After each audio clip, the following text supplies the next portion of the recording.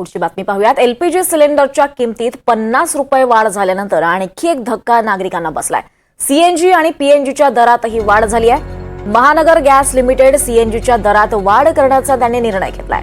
1.5 रुपये प्रति किलो एवढी वाढ सीएनजीच्या दरात करण्यात आली आहे।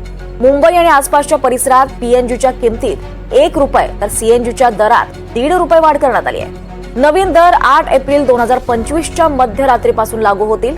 नव्या दरानुसार पीएनजी 49 रुपये प्रति एससीएम आणि सीएनजी 79 रुपये प्रति किलो असणार आहे। तर सीएनजी आणि पीएनजीच्या दरात आता वाढ करण्यात आलेली आहे। यावर अधिक माहिती घेऊयात। आपल्यासोबत आपले प्रतिनिधी महेश बागल आहेत। महेश, सीएनजी आणि पीएनजीच्या दरात सुद्धा आता वाढ करण्यात आली आहे, या संदर्भात काय अधिक माहिती आहे?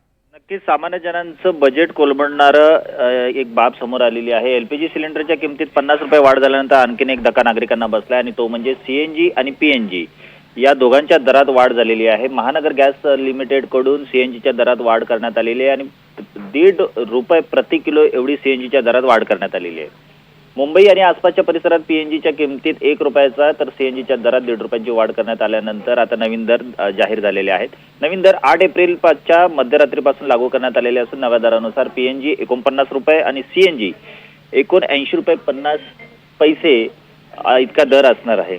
आता या अगोदर गॅस सिलेंडरच्या दरातही 50 रुपयांची वाढ करण्यात आली होती। ती वाढ सोसत आता पुन्हा एकदा दरवाढ करण्यात आलेली आहे। त्यामुळे सामान्य जनांचं मध्यमवर्गीयांचं जे बजेट आहे ते कोलमडलेलं या ठिकाणी पाहायला मिळत आहे।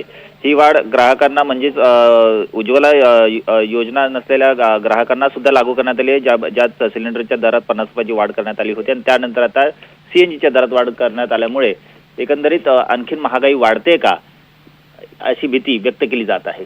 नक्कीच महेश, त्यामुळे सामान्यांच्या खिशाला मात्र या निर्णयानं कात्री लागणार आहे। धन्यवाद या सगळ्या सविस्तर माहितीसाठी।